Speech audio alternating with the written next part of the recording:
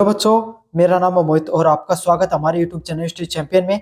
तो काफी बच्चों का सवाल है, सर अभी हमारा रिजल्ट आया है, चाहे हम फर्स्ट ईयर के विद्यार्थी हो चाहे सेकंड ईयर के, मतलब चाहे आप नॉन कॉलेज के विद्यार्थी हो चाहे आप सेकंड सेमेस्टर फोर्थ सेमेस्टर के विद्यार्थी हो, तो आप आपका पूरी साल जो आपने मेहनत की थी उसका रिजल्ट आ चुका है। मतलब फर्स्ट ईयर में हो तो फर्स्ट सेमेस्टर और सेकंड सेमेस्टर का रिजल्ट आ चुका है, और अगर सेकंड ईयर में थर्ड और फोर्थ सेमेस्टर का कंबाइंड रिजल्ट आ चुका है, और जिसमें आपके सामने नीचे दिखाई दे रहा, आप रिजल्ट देख रहे हो और आपके सामने यहाँ पर दिखाई दे रहा है रिजल्ट में क्या, बैक प्रमोटेड दिखाई दे रहा है।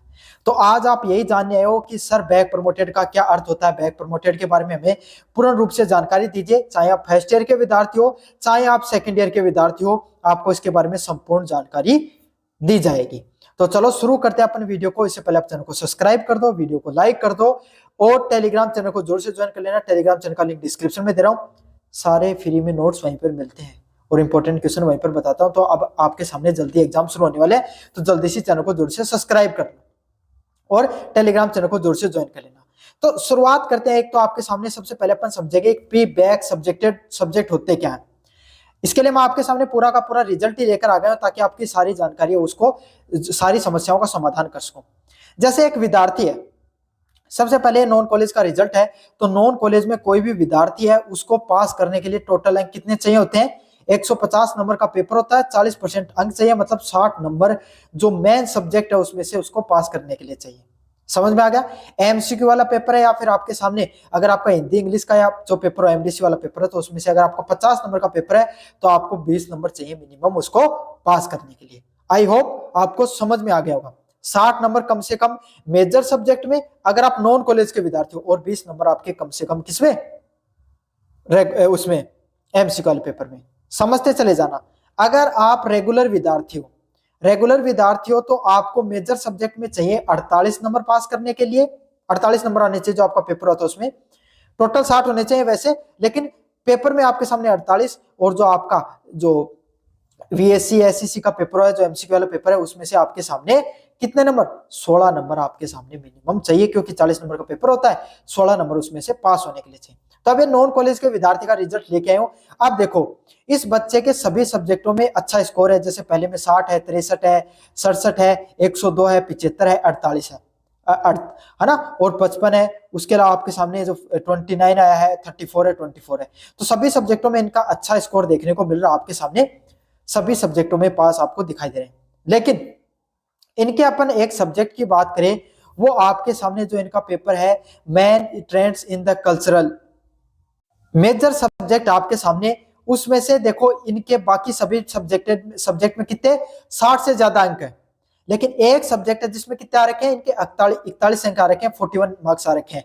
तो चाहे रेगुलर के चाहे होते हैं चाहे नॉन कॉलेज के, तो वैसे तो फेल है। तो जिस भी सब्जेक्ट के आपके सामने, जिसमें सब्जेक्ट में आप फेल हो चुके हो, आपको 40% अंक लाने थे, वो नहीं प्राप्त करके आए, उसमें रिजल्ट के सामने आपको क्या देखने को मिलेगा, स्टार देखने को मिलेगा। स्टार धारक को जितने ज्यादा स्टार धारक उतना आपका नुकसान है इसमें। समझ में आ गया आपके सामने।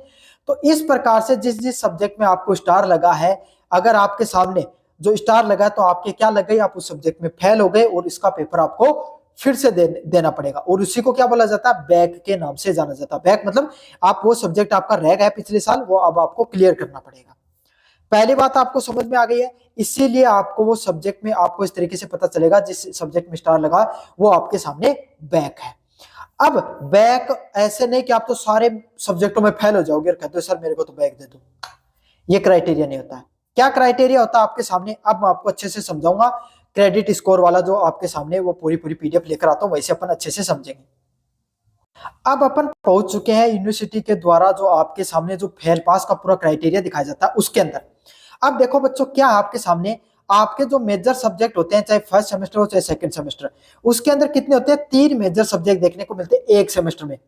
3 सब्जेक्ट होते हैं ना, जैसे हिस्ट्री, पॉलिटिकल, आपके ज्योग्राफी, 3 सब्जेक्ट। तो एक जो आपके सामने मेजर सब्जेक्ट में पास होने के लिए कितने अंक चाहिए, 6 चाहिए। तो इस प्रकार से आपको एक सेमेस्टर में टोटल कितने अंक चाहिए, 18 मेजर सब्जेक्टों के अंक होते हैं। समझ में आ गया। 18 दूसरे वाले के, टोटल 36 हो गए दूसरे सेमेस्टर के। प्लस आपके सामने 4 आपका एएससी का जो इंग्लिश हिंदी का पेपर होता है, 4 उसका क्रेडिट स्कोर होता है, प्लस 2 एएससी का, प्लस आपके सामने 2 वीएससी का। तो इस प्रकार से आपके सामने कुल कितना हो गया, 26 अंक का टोटल क्रेडिट होता है किसमें, फर्स्ट सेमेस्टर में। इसी तरीके से आपके सामने सेकंड सेमेस्टर में भी 26 नंबर का क्रेडिट स्कोर होता है। ये फर्क आ जाता है कि जब आप सेकेंड ईयर में जाओगे तो आपको एएससी की जगह एमडीसी का पेपर होता है, वो भी 4-4 अंक के क्रेडिट स्कोर का आपका देखने को मिलता है। तो इस हिसाब से आपके सामने फर्स्ट ईयर में और सेकेंड ईयर में कुल मिला के कितने अंक चाहिए आपको, 52 क्रेडिट अंक आपके सामने देखने को मिलते हैं। 18 मेजर सब्जेक्ट के अच्छे से समझ लेना, और टोटल आपके सामने 18 + 8 आपके सामने जो अदर सब्जेक्ट होते हैं, जो स्किल एनहेंसमेंट वगैरह वाले समझ लो, एमसीक्यू वाले 8 आपके सामने उनका क्रेडिट स्कोर होता है। मेजर सब्जेक्ट का कितना होता है, 18-18 36 होता है। अब देखो, जिन बच्चों के टोटल 52 में से 52 क्रेडिट स्कोर दिखाई दे रहा है, वो बच्चे सीधे पास हैं, उनको कोई दिमाग लगाने की जरूरत नहीं है, उनको सीधे पास है, ना उनके कोई सब्जेक्ट फेल है, ना कोई उन्होंने कोई गलती की, सीधा वो अगले ईयर में चले गए। समस्या किन विद्यार्थियों की है, जिनके बैक प्रमोटेड दिखा रखा है या फेल प्रमोटेड दिखा रखा है। बैक प्रमोटेड किन किन बच्चों के दिखाएगा, 52 में से आपके सामने जिन बच्चों के 52 में से कितना क्रेडिट स्कोर आया आपके सामने, 50 से लेकर अगर आपका 26 तक क्रेडिट स्कोर आ रहा है, तो आप सभी बच्चों की क्या लग रखी है, आपको बैक लग रखी है। अच्छा, और उसमें भी क्या होना चाहिए, आपका जो मेजर सब्जेक्ट है, देखो मेजर सब्जेक्ट दिखाऊंगा कहां पर दिखाएगा रिजल्ट में, मेजर सब्जेक्ट में आपके 18/18 दिखाई देना चाहिए रिजल्ट में। समझ में आ गया, मेजर सब्जेक्ट में आपको जो 18/18 दिखाई देना चाहिए, है ना, 18 से ज्यादा आपके सामने दिखाने देना चाहिए, जो कोर क्रेडिट जिसको बोलते हैं 18 से ज्यादा होना चाहिए, और 26 से 50 के बीच में होना चाहिए आपका मेन क्रेडिट स्कोर। यहां समझ में नहीं आएगा, वहां पर समझाऊंगा। आप कहोगे कि सर क्या बता रहे हो, मैं समझ में नहीं आया। ये देखो कोर क्रेडिट, ये रहा कोर क्रेडिट आपके सामने।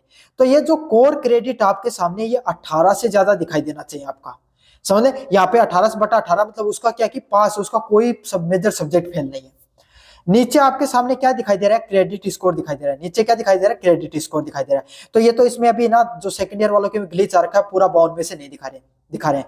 तो यहाँ आपके सामने जब आप सेकंड ईयर के या फिर आपका सही से रिजल्ट बन के आएगा, तो यहाँ पर दिखाई देगा आपको, जैसे इस बच्चे का सिर्फ कोई भी सब्जेक्ट, सिर्फ एक सब्जेक्ट फेल है, तो एक आपके सामने कितना, 36 में से एक मेजर सब्जेक्ट इनका फेल रह गया है, तो इनका 36 में से कितना आएगा आपके सामने, मेजर सब्जेक्ट के 30 जुड़ते हैं, तो 30/36 ऐसा आएगा।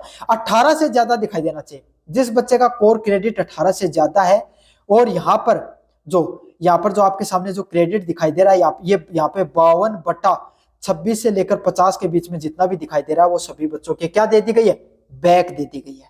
इसका अर्थ क्या है, बैक का अर्थ क्या है, जो मैंने बताया, जिस पेपर में आपको स्टार लगा है, उस पेपर को एक बार फिर से आपको देना होगा। अब कैसे देना होगा, थर्ड सेमेस्टर में अगर आपके बैक लगी है, तो जब आपका सामने जो आप अगले सेमेस्टर का, फिफ्थ सेमेस्टर का पेपर भरोगे, तब थर्ड सेमेस्टर का साथ पेपर लगेगा। अगर आपके फर्स्ट सेमेस्टर में बैक लगी है, तो थर्ड सेमेस्टर के जब आप फॉर्म भरोगे, उस समय उसका फॉर्म है वो अप्लाई करना है। समझ में आ गया आपके सामने। अगर आपके सामने सेकंड सेमेस्टर में बैक लगी है, तो फोर्थ सेमेस्टर के फॉर्म भरोगे तब लगा देनी है, और फोर्थ सेमेस्टर में अगर बैक लग रखी है, तो सिक्स सेमेस्टर का फॉर्म लगाओगे, उस समय आपका वो पेपर होगा। समझ में आ गया आपके सामने।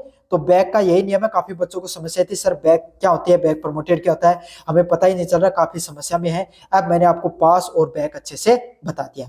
फेल प्रमोटेड का फर्स्ट ईयर वालों को एक बार फिर से बता देता हूं, जिन बच्चों के आपके सामने 18 से कम मेजर में और 26 से कम आपके सामने क्रेडिट स्कोर में दिखाई दे रहा है, वो फेल है। और सेकंड ईयर वाले जो सब कुछ में पास हैं, उनको भी फेल प्रमोट कर दिया गया है। क्यों कर दिया गया है, क्योंकि उनके फर्स्ट ईयर में बैक थी। तो उससे संबंधित एक अलग वीडियो बना रखा, वो जाकर आप डिस्क्रिप्शन में लिंक दे दूंगा, जाकर जरूर से देख लेना। धन्यवाद।